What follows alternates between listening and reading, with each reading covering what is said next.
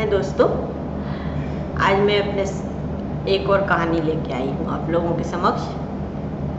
कहानी का शीर्षक है लोटा। विवाह का ब्याह तय हुआ था। यूँ तो बिटिया के ब्याह में अनगिनत काम पसरते हैं, पर इस बार ज़्यादा लोग जुड़ेंगे क्योंकि घर की यह आखिरी शादी थी। फिर अगली पीढ़ी में अवसर आ पाएगा। तब तक समय किसने देखा? राजेश्वरी मोड़े पर गद्दी लगाकर बैठी थी। बाएं का दर्द उनकी समस्त जोड़ों को कमजोर कर चुका था। सो चला फिरी उनके बस की रही न थी। वे घर के सदस्यों को बता रही थी कि कौन कौन से काम करने होंगे। रूपरेखा बनाई जा रही थी। भंडार घर से बड़े बक्सों को खोला जा रहा था। उनमें भरे पीतल के बर्तन निकाले गए। राजेश्वरी ने अपने मायके से मिले 7 बर्तन वाले मुरादाबादी कलश के सेट, सुंदर सी फूल की थाली और 2 सेर चावल भर जाए। ऐसे बेला फूल के कटोरे को छांट कर अलग रख दिया है। विवाह की ससुराल में ये नायाब कलश और पीतल के 5 बर्तन तो जाएंगे ही जाएंगे। मालिश करवानी होगी। वह बेटी समझा रही थी बेटे रमन को। तभी वह बोल उठा, माँ, अब इन पीतल के बर्तनों को कौन बरतता है? जैसे हमारे भंडार घर की शोभा बढ़ा रहे हैं, वैसे ही जाकर विवाह के यहाँ पड़े रहेंगे बक्से के एक कोने में। तो क्या हुआ? उन्हें जहाँ सहेजना होगा वे सहेज जाने। मेरी माँ ने मुझे दिए थे, अब मैं भी अपनी बेटी को निशानी के तौर पर दूंगी। 4 लोगों के बीच दिखना भी तो चाहिए। माँ कहे जा रही थी, ओल्ड इज गोल्ड नहीं सुना? एक स्टील का सेट भी दे देंगे खरीद कर। बस तू तो इन सब पर पॉलिश करवा देना। हाँ, कुछ ऐसे बर्तन जो काम नहीं आने हैं वो बेचकर नए थाल खरीद लेंगे।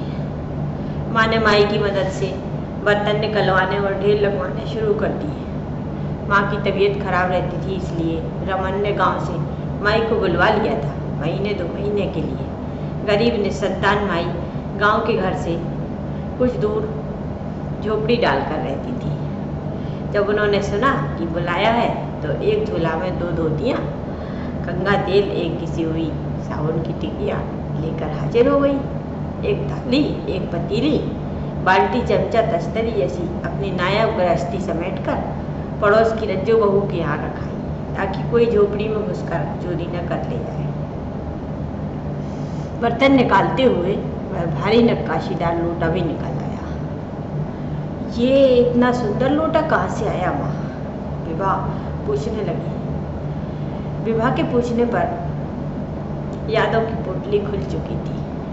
राजेश्वरी ने अपनी यादों के झरोखों से स्वयं को सुर्ख लाल साड़ी पहने, भर भर हाथ काले का चेहरा जो दुल्हन विशेष तौर पर काली चूड़ी पहनती है, साथ ही सोने के गहनों से लदी फदी अपने आप को लंबा घूंघट डाले देखा।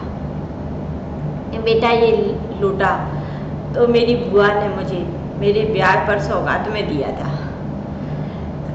इसमें चावल भरकर और गुप्तदान का सोने का सिक्का छिपा कर लाई थी वो दादी को देने को। हाँ, और तेरी दादी को बहुत पसंद आया है लोटा। भोजन की थाली के समय इसी में पानी भरकर खाना खाने फिर बैठती थी। माई इस लोटे को बड़े प्यार से सहलाते हुए देर तक लिए खड़ी रही, मानो दादी उनकी आंखों में साक्षात बसी। इमोशंस को समझने के लिए पढ़ाई के कोई कोर्स नहीं करने पड़ती। भावनाओं के पुल जब बनते हैं तो दिल से दिल को राह बड़ी आसानी से मिल जाया करती है। माँ ने अपनी पारखी आंखों से तभी निरख परख लिया। फिर सारे बर्तनों को एक बोरी में भरकर ले जाया गया। माई बुदबुदा रही थी। पुराने समय में तो पीतल के बर्तन उपयोग होते थे और बहू बेटियाँ सोने चांदी के जेवर पहनती थी, मगर अब तो पीतल के नकली जेवर बनने लगे हैं। वही जो बहू बेटियाँ पहने घूमती हैं। और खाने पीने को प्लास्टिक के लोटा, थाली ये रखे जाते हैं जो कि कैंसर के कारक होते हैं। माई कहे जा रही थी, एक तो प्लास्टिक का मेरे पास भी है लोटा, पर क्या करूँ, सस्ता जो है गरीब के लिए खरीदना आसान है। लोगों के सोने रुपए जैसे मन अब प्लास्टिक में बदल गए हैं। संवेदनाएं बची कहाँ हैं? वो एक एक रस्में जो प्यार दुलार कर्तव्यों में पगी होती थी, चाशनी सी लगती थी, कहाँ बची अब। राजेश्वरी भी सहमति मैं बोली, सच कहती हो माई, बिकने के अलग और पालिश के अलग। सभी बर्तन भेजकर राजेश्वरी देर तक लहसुन अजवाइन के तेल की मालिश करती रही पैरों में। दर्द की वजह से वह ज़्यादा चल फिर न पाती थी, सो पतली दुबली एकेरी माई ही प्रायः चक्कर गिन्नी सी एक पाँव से फिरती, सब काम समेटती रहती। सब काम अच्छे से निबट गया था। विवाह का मंडप सजा, बारात आई और विवाह ससुराल चली गई। ब्याह में किसी प्रकार की कोई कमी न रही थी। रिश्तेदारों को माई ने ऐसे साधा जैसे उनकी अपनी बिटिया का ब्याह है। सुहागले और अन्य बचे खुचे काम भी माई की मदद से पूरे हो गए। अब माई ने इजाजत मांगी।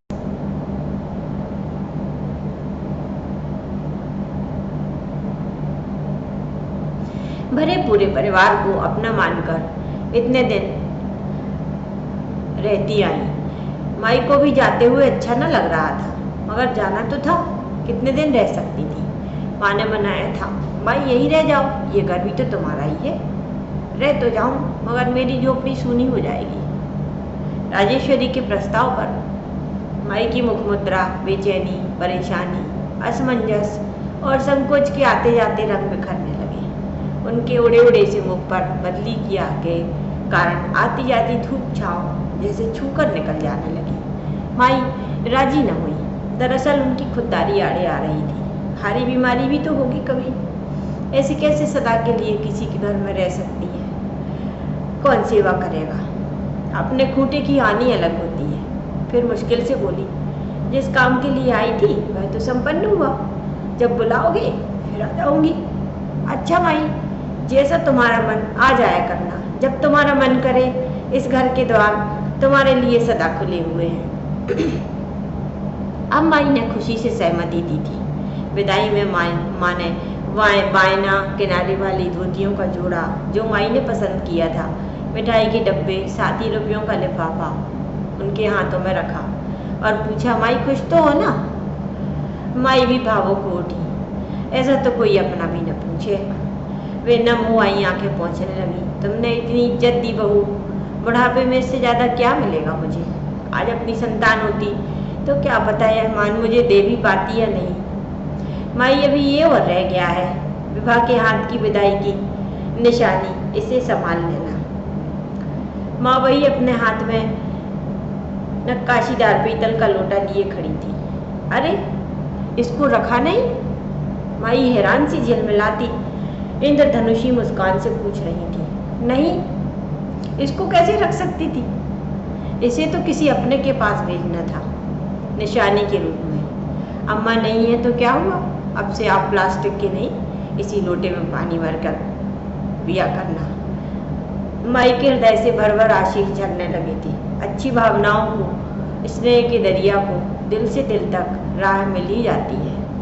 नमस्कार दोस्तों, अगली कहानी लेकर फिर हाजिर होंगी। बताइएगा आपको ये कहानी कैसी लगी, कमेंट्स करके और लाइक करके मुझे ज़रूर बताइए। इस कहानी में आपको बुंदेलखंड की माटी की झलक मिलेगी, क्योंकि मैं बुंदेलखंड से बिलोंग करती हूँ। और पसंद आए तो ज़रूर लाइक करिए।